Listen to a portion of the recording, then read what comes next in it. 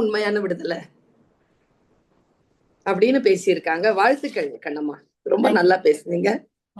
மேனக்க புன்னகை, அதே அப்பா இந்த பேர் வைக்கிறதுக்கே ஒரு தைரியம் இருக்கணும். புன்னகையை மறுக்கக்கூடிய இந்த பஞ்சக உலகத்தில் மேனக்கை புன்னகைத்தால் எப்படி இருக்குமோ அந்த பெயரை கொடுத்த பெற்றோர்கள். வாழ்க, வருக, உங்கள் கருத்தை தருக.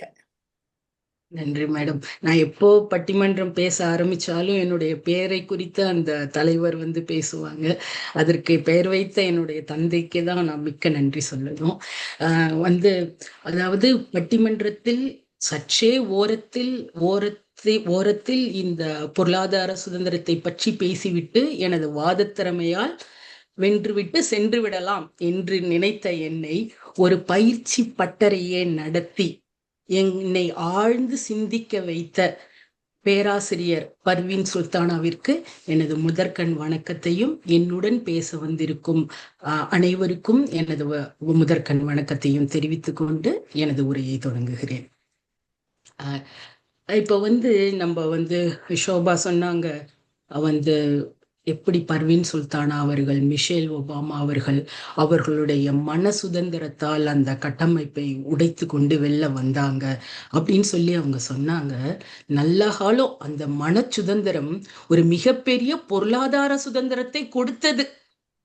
அதுதான் அந்த பொருளாதார இந்த மகளிர் தினம் கொண்டாடப்படுவதே நமக்கான வேலை வாய்ப்பு, சம்பளம், ஓட்டுரிமை, இதற்காகலாம் தான் நம்ம போராடி இந்த மகளிர் தினத்தை நம்ம கொண்டாடுறோம்.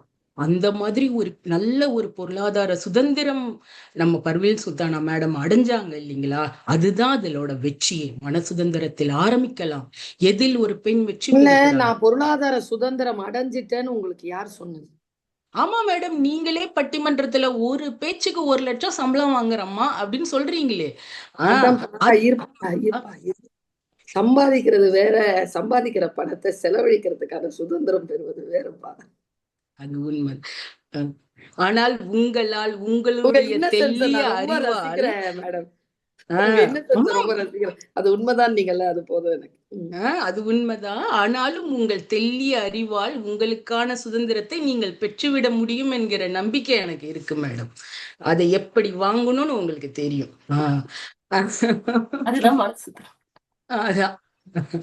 அதுதான் மேடம். அதுதான் அந்த பொருளாதார சுதந்திரமும் இருக்கிறது, மன சுதந்திரமும் தேவைதான்ப்பா. அதை மீறிய பொருளாதார சுதந்திரம் வேண்டும். அதே மாதிரி இப்போ எனக்கு பொருளாதார சுதந்திரம் இருக்கிறதால என்னோட முடிவுகளை, எனக்கான வாய்ப்புகளை என்னால தேடிக்க முடியுது. அது இப்ப நான் வெறும் மன சுதந்திரம் மட்டும் வச்சிருந்தேன்னா என்னோட முடிவுகளை நான் எடுக்கிறதுக்கு அதுக்கு நான் இன்னொருத்தரை சார்ந்துதான் நான் இருக்கணும். இது என்னுடைய முடிவுகளை எடுக்கிறதுக்கான வாய்ப்புகள் அதிகமா இருக்கு அப்படின்னு தான் நான் சொல்ல வரேன்.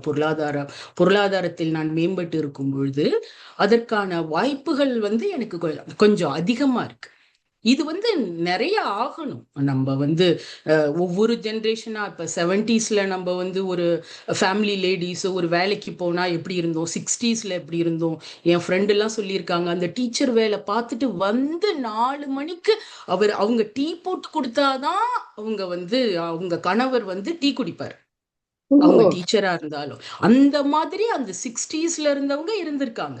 ஆனா நிறைய மாறி இருக்கு. 70கள்ல ஒரு மாதிரி இருந்திருக்கு, 80கள்ல இன்னும் கொஞ்சம் முன்னேறி இருக்காங்க, 90கள்ல இன்னும் கொஞ்சம் முன்னேறி இருக்காங்க, மில்லியனம்ல பிறந்தவங்க அடுத்த கட்டத்துக்கு மாறி இருக்காங்க. சோ நம்மளோட பொருளாதாரமா முன்னேறுங்க. அந்த பொருளாதார சுதந்திரம் படிப்படியாக வளர்ந்து கொண்டேதான் இருக்குது. அது ஒண்ணு. அதுக்கு அடுத்தது இப்ப இந்த பொருளாதார சுதந்திரம் நீங்க சொல்ற மாதிரி மன சுதந்திரத்துல இருந்துதான் ஆரம்பிக்குது. ஆனா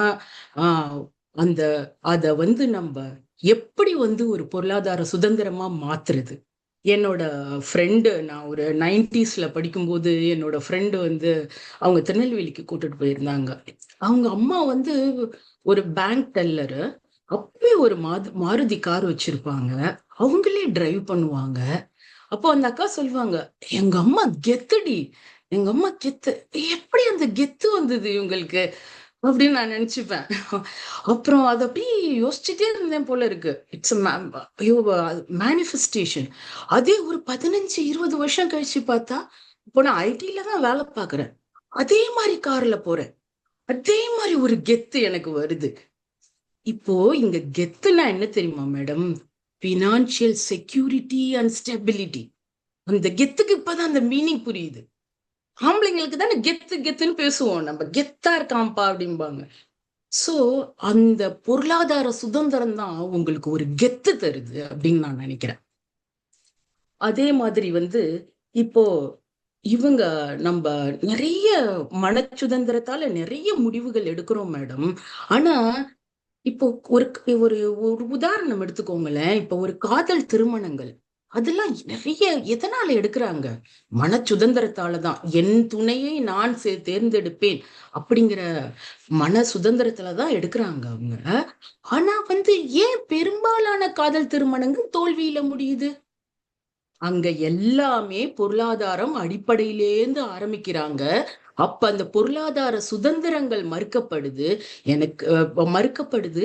அப்போ அது நிறைய தோல்வியில முடியுது. அது இப்ப நம்ம ரேவதியவே எடுத்துக்கோங்க. அவங்க ஏன் அவ்வளவு சக்சஸ்ஃபுல்லா இருக்காங்கன்னா, 29 வரைக்கும் நல்லா சம்பாரிச்சுட்டு, அவங்க நல்ல பொருளாதாரத்தில் உயர்ந்த பார்ட்டியா பார்த்து கல்யாணம் பண்ணிக்கிட்டாங்க அவங்க. ஆஹ் அவங்களுக்கு தெரியுது. ஏன் இப்ப அமெரிக்கால இருந்து பேசுறாங்க அவங்க. அப்போ அவங்களுக்கு அவங்களுக்கு புரிந்து கொள்ள வரும் பொருளாதாரத்தில் உயர்ந்தவரும் முடிச்சிட்டாங்க. இவங்களோட பொருளாதாரத்தையும் பத்திரப்படுத்தி வைத்துக் கொண்டார்கள். அந்த சுதந்திரம் அவங்களுக்கு இருக்கு. அதனாலதான் அவங்களுடைய காதல் திருமணம் கூட ஒரு வெற்றியாக இருக்கு. எவ்வளவோ அரேஞ்ச்டு மேரேஜும் வெற்றி அடையவில்லை தான். ஆனால் நாம் பார்த்தால் இதன் விகிதம் அதிகமாக இருக்கிறது. அதனால நம்மளோட இந்த சுதந்திரம் என்பது மனச்சுதந்திரமும் தேவைதான். அந்த மனச்சுதந்திரம் பொருளாதார சுதந்திரத்தில் முடிந்து நமது முடிவுகளை நாமளே எடுத்து நமது வாய்ப்புகளை தேடி இந்த சமூகம் அங்கீகரிக்கக்கூடிய ஒரு ரோல் மாடலா நம்ம மாறணும். நம்ம இந்த அடிமைத்தனத்தில இருந்து விடுபடணும். எத்தனை பிள்ளைங்க டிபெண்டா இருந்துகிட்டு எவ்வளவு இந்த அமெரிக்காவுல ஒண்ணுமே பண்ண முடியாது. அதுல இருந்தெல்லாம் வெளியில வரணும். பெண் வன்முறை, குடும்ப வன்முறையிலிருந்து நம்மளால வெளியில வர முடியும்.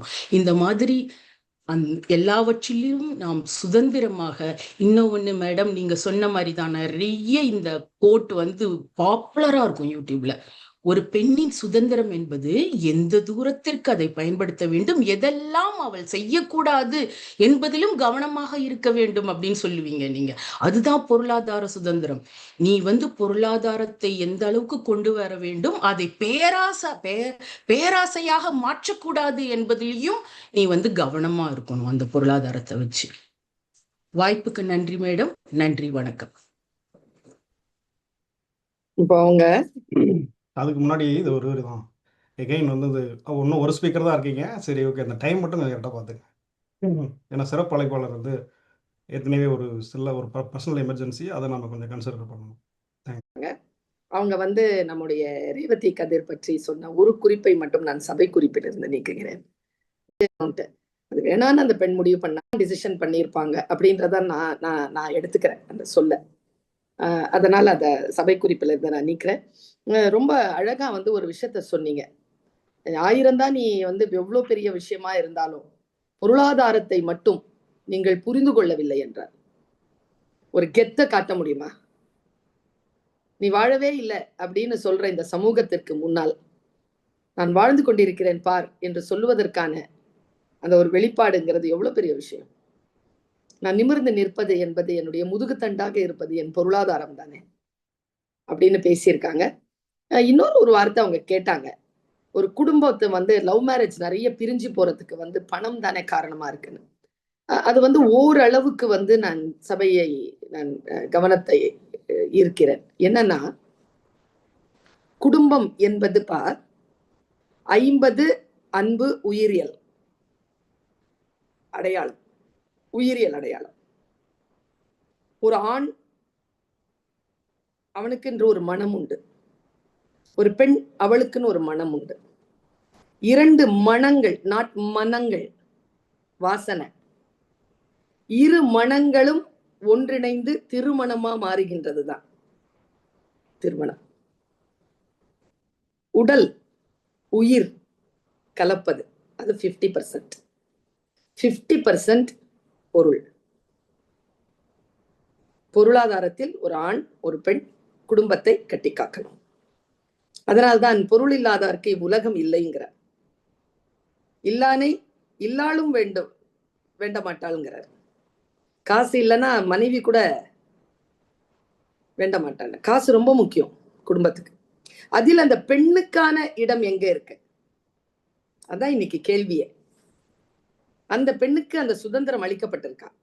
அது அளிக்கப்பட்டால் அவள் உண்மையிலே சுதந்திரம் பெறுவாளா? அதான் அவளுடைய உண்மையான சுதந்திரமா? இதுதான் கேள்வி இன்னைக்கு. அவளுக்கு தந்திருக்காங்களா? உண்மையா சொல்லுங்க, அது தந்திருக்காங்களா? நமக்கு இருக்கா? உண்மையா இருக்கா? பொருளாதார சுதந்திரம் உண்மையா இருக்கா? ஒரு ஆணுக்கு இருக்கக்கூடிய இம்ப்ளிமெண்டேஷன் சொன்னாங்க ஒரு வார்த்தையை, மேடம் மணி சொன்னாங்க. அந்த இம்ப்ளிமெண்ட் பண்ண முடியுமா நம்மளால? அப்படி பண்றது சரியா? இந்த சமூகம் அதை ஏற்றுக்கொள்கிறதா? அது ரொம்ப அழகா ஒரு கேள்வி வந்தது இங்க. அந்த கேள்வியை நான் வச்சுட்டு நான் மத்தவங்களுக்கு சொல்றேன். ஒரு பெண் சேமிப்பை ஏன் மறைத்து வைக்கிறாள்? அவள் அதை திறந்து வைத்தால் அது மற்றவர்களுக்கான உரிமை பொருளாக மாறி போகிறது. பெண்ணுக்கான பொருளாக அது கருதப்படுவதே இல்லை. இப்போ ஒரு சாப்பாடு ஒரு கிண்ணத்துல சாப்பாடு இருக்குன்னு சொன்னா எல்லாருக்கும் கொடுத்துட்டாங்கன்னா அது அந்த பெண்ணுக்கான சாப்பாடு மிச்சம் இருக்குன்னா அந்த பெண்ணுக்கான மிச்சம் இருக்கிற சாப்பாடை ஒரு குழந்தை எடுத்து சாப்பிடலாம். ஆனா ஒரு ஆணுக்காக மிச்சம் இருக்கிற சாப்பாடை ஒரு குழந்தை கை தொட முடியாது. ஒரு குழம்பு கொதிக்குது, அந்த குழம்புல 2 முட்டை இருக்கு, வீட்டுல 3 பேர் இருக்காங்க, அது ஒரு பெண் குழந்தை இருக்குன்னா அந்த 2 முட்டை 2 ஆண் குழந்தைகளுக்கு போயிடும், பெண் குழந்தைக்கு வராது. இது என்ன பொசிஷன்? அது சாப்பாட்டுல கை வச்சிட்டோம், உப்பு இல்ல, யாரை எழுப்புவீங்க? உப்பு கொண்டு வாங்க. அந்த மரபு இன்னைக்கும் இருக்கே. இதுல இருந்து எப்படி விடுபடுறதுன்னா, காசு வந்தா இது சுதந்திரம் வந்துருமா?